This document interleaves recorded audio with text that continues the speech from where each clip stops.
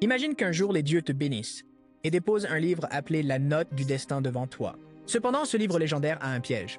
Et le piège, c'est qu'il s'appelle en fait la Clap Note. Donc tout ce que tu écris dedans se réalisera dans la vie réelle. Et donc ce chanceux chien nommé Jawuk a obtenu la meilleure chose dans la vie, alors il l'utilise pour gifler n'importe qui comme son héros Will Smith, mais une des règles stipule qu'il doit voir leur jupe draconique avant que ce qu'il écrit ne se réalise. Et donc maintenant, notre garçon a l'opportunité parfaite de tester les pouvoirs ultimes du livre, car il a aperçu la jupe draconique de son voisin, alors il se dépêche de rentrer chez lui pour dégainer son arme et le transformer en Chad. En arrivant chez lui, il décide qu'aujourd'hui est le moment pour lui de devenir le légendaire Chad qu'il désire être, car il a été un bêta male toute sa vie. Jawuk pose alors le livre sur sa table, mais il hésite à abuser de ses nouveaux pouvoirs car il ne veut pas devenir quelqu'un comme Homelander. Malheureusement, il est trop tard pour que Jawuk revienne à son ancien moi, car son esprit a déjà dépassé le point de non-retour après avoir accidentellement été sur Kick.com. Après avoir finalement donné suite, il enfile un jean skinny car la bosse de l'Atlantique de Jawuk fera honte à la taille du Titanic. Quelques secondes plus tard, Miss Yumi frappe à sa porte ressemblant un peu à un Susibaka prête à entrer dans la chambre de temps Susi avec Jawuk, alors qu'elle lui demande s'il a du temps à lui consacrer. Évidemment, son gars est tout oui car ce scénario se déroule exactement comme les fanfictions qu'il poste tout le temps sur Reddit. Il fait entrer Umi et l'emmène à son canapé, puis il commence à murmurer qu'il est médecin, ingénieur et astronaute à l'âge de 18 ans et lui souhaite la bienvenue dans son club de casting. Mais alors l'inattendu se produit car Umi commence à parler de la fréquence de ses visites quand sa mère était encore là, car elle a littéralement 2 fois son âge. Mais c'est pas grave. Son raisin asiatique et son craquement noir la font ressembler exactement à une jeune déesse magnifique pour Jawuk. Quoi qu'il en soit, notre garçon commence à être mal à l'aise en faisant un peu de causette avec sa nouvelle cible, alors que son cerveau traverse une surcharge adolescente.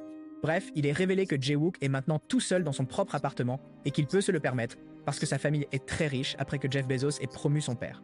Après avoir révélé cette information à Yumi, je dis à notre garçon d'aller droit au but, alors il lâche la bombe nucléaire en lui demandant ce qu'elle fait ici et quelles sont exactement ses intentions. Instantanément, il s'essouffle alors que ses espoirs et ses rêves s'effondrent, car elle est en fait ici pour savoir s'il l'a vu la nuit dernière, avec le bizarre nommé John. Avec ton choc. Elle lui demande rapidement d'être honnête avec elle car elle ne veut que personne ne sache qu'elle est exactement comme la mère de Jaden Smith. Ainsi, il succombe à la pression d'avoir une fille devant lui et avoue qu'il a littéralement tout vu car il a l'air assez différent. Finalement, dans un silence assourdissant et une gêne entre les deux, Yumi est obligée d'expliquer que Jong-un vivait dans leur sous-sol. Alors elle aidait parfois avec la livraison de nourriture. Puis un jour, comme il est coréen, Yumi a découvert que le pauvre garçon solitaire allait bientôt rejoindre l'armée pour faire son service. Alors elle lui a demandé s'il avait besoin de quelque chose avant de partir, car elle se sentait mal pour lui. Elle se sentait encore plus mal quand il a commencé à pleurer, alors elle lui a dit qu'elle ferait n'importe quoi pour qu'il se sente mieux. Ainsi, elle a profité de son bon cœur en demandant si elle pouvait lui faire vivre ce que c'était d'être soldat, en tête de sa classe de conduite. Ce à quoi elle a accepté. Malheureusement, les choses ont pris une tournure très suspecte à laquelle elle ne pouvait pas arrêter, car Jong-hoon était trop fort, donc le reste appartient à l'histoire. Heureusement pour Yeonmi, le mec a eu du mal à comprendre comment fonctionne un hot dog. Comme il n'a jamais combiné un hot dog avec un vrai petit pain de hot dog, donc il ne s'est rien passé de plus que Jong-hoon se sentant comme de la boue. Après avoir raconté son histoire traumatisante, elle prend sa main et supplie Jawuk de tout son cœur de garder toute l'affaire secrète entre eux deux, car elle ne veut pas que son mari découvre. En un instant, Jawuk accepte car il s'avère qu'elle a proposé de lui cuisiner un repas gratuit quand il veut, et Yumi a également affirmé qu'elle rejoindrait le serveur sur lequel il est pour Roblox Free. En agrémentant l'affaire en devenant son e-girl sur Roblox, Yumi quitte rapidement la pièce, mais Jawuk est toujours confus car il pensait qu'il avait encore une chance de marquer un panier avec elle. Heureusement pour notre garçon, il reprend espoir après avoir découvert que Yumi est allée voir sa cuisine, car elle a proposé de cuisiner pour lui puisque Jawuk dîne toujours à l'extérieur. Cependant, après s'être assuré qu'il avait ce dont elle avait besoin pour cuisiner pour lui, elle part simplement et remercie Jawuk abondamment d'être son complice, laissant notre garçon triste de ne pas être devenu un spécialiste du marteau-piqueur.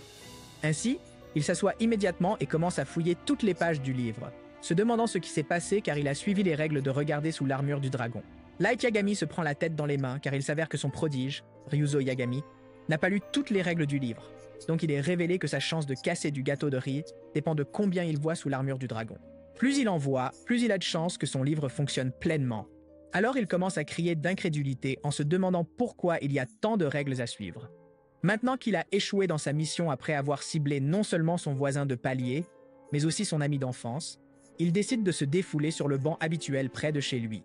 Tout en se sentant abattu, une fille passe car c'est une route pittoresque avec la rivière juste à côté du sentier. Jowook lève alors les yeux et remarque que la fille doit attacher ses chaussures. Il a donc des occasions en or de frapper comme un cobra, mais il a décidé qu'il voulait plutôt un bond d'honneur. Malheureusement, sa journée ne pourrait pas être pire, car la fille se retourne immédiatement après avoir fini de nouer ses chaussures, et il se fait attraper en train de tuer des serpents. Alors elle commence à le confronter en lui disant qu'il est exactement comme un Jongun, mais il le mérite car le QI de ce type est plus bas que le sens du jeu d'Iron.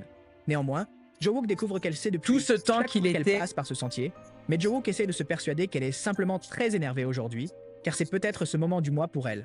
Cependant, il devient soudainement Riz Master 9000 après s'être excusé auprès d'elle, car notre garçon essaie de trouver une excuse en prétendant qu'elle est trop jolie et que ça l'aide à déstresser de la regarder. Et d'une manière ou d'une autre, ça marche car elle arrête d'être méchante avec lui. Et elle finit même par faire un brin de causette en demandant à notre garçon ce qu'il étudie actuellement à l'école. Hors de danger, il fait malheureusement une erreur fatale en laissant son côté bêta prendre le dessus. Alors il part en courant au milieu de la conversation pour rentrer chez lui. La fille dit alors « C'est une réaction super bizarre si j'en ai déjà vu une. » Avance rapide jusqu'au soir, notre garçon décide de continuer à être pathétique à son terrain de jeu local, semblant toujours déprimé. Heureusement pour lui, son amie d'enfance, Yura, apparaît et pose des gâteaux de riz sur la balançoire à côté, où elle dit à Jiwook qu'elle a passé une mauvaise journée au travail. Après que notre garçon ait confié à Yura qu'il a aussi eu une journée difficile, elle sort sa carte de crédit pour lui donner, seulement pour lui ordonner d'acheter 2 boissons avec pour qu'ils puissent se remonter le moral ensemble. Ainsi, Jiwook se lève et devient enfin vivant, affirmant qu'il ne peut pas dire non à sa Suba Mama qui offre de payer des boissons délicieuses. Après avoir acheté du lait à la banane frais, ses tendances Sushi Baka reviennent, mais il se fait bloquer près de son panier en réalisant qu'aujourd'hui est le premier jour où il la voit en pantalon.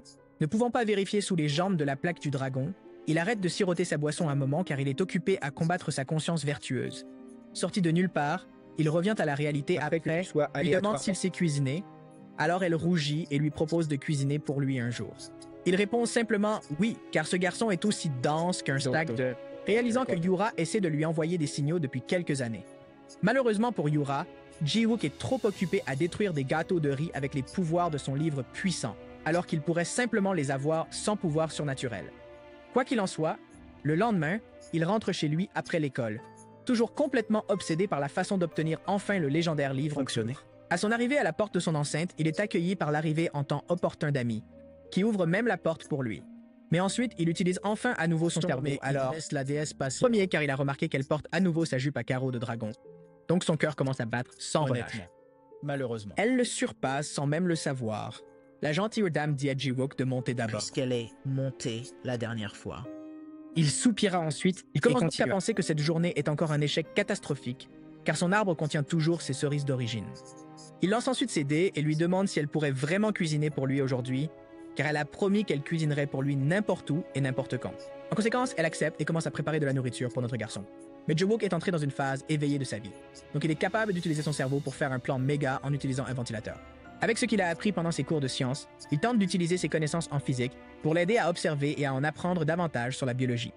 Après avoir correctement identifié et localisé la zone la plus efficace pour placer son ventilateur, Jiwook s'assoit et continue d'attendre le bon moment tout en suivant des cours de religion pour pouvoir prier les dieux. Finalement, la jupe en plaque de dragon vole dans la bonne direction. Mais Yumi est une tacticienne de maître. Il se trouve que les gâteaux de riz sont pleinement visibles à cause de ces très petites mini-jupes en plaque de dragon. Bien que notre garçon puisse voir de magnifiques gâteaux de riz devant lui, il réalise qu'il doit prendre plus de risques car c'est son moment unique pour briller comme Tom. Ainsi, il se rapproche lentement d'elle comme un ninja, tout en cosplayant Spider-Man car il sait qu'il doit faire un balancement rapide sinon il va se faire éclater. Succès! Son plan fonctionne car il parvient enfin à découvrir la corde du dragon d'Ami, mais elle se retourne instantanément car elle a senti l'air froid monter tout en ressentant de l'air chaud bizarre en dessous. C'est à ce moment-là que notre garçon a su qu'il avait fait une erreur, car il voit Yumi le regarder comme si elle était coincée dans l'univers de Jojo.